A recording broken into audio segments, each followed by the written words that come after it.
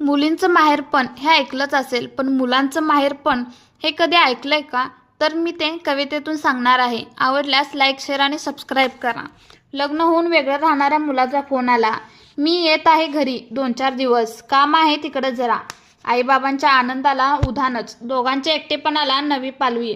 बरेच दिवस लक्ष न दिलेला बेड आता झटकून, त्यावर त्याला आवडणारं सुती मऊ बेडशीट. त्याच्या आवडत्या चादरी एकमेकांना जोडून लहानपणी लागायचे तसं पांघरून उबदार.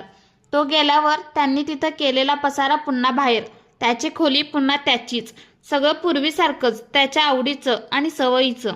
बाबांचं बाहेरून बटर चीज आणणं, पूर्वी ज्याची मनाई त्याच गोष्टी प्रेमानं फ्रीजमध्ये हजर. मनाची समजूत की कधीतरीच येतो, असू दे मुलगा येतो. घरात बनतात आता पदार्थ फक्त त्याच्या आवडीचेच.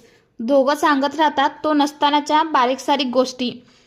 त्याच्या भोवती फिरणं दोघांचं, त्याचा सहवास त्यांचं असणं. भरून येतं घरात आणि मनात. मुलगाही आनंदात आजोबांचा लाडका, हट्ट पुरवून घेणारा. त्यानंही तात्पुरत्या मागं टाकल्यात स्वतःच्या घराच्या आणि कामाच्या जबाबदाऱ्या. बाय.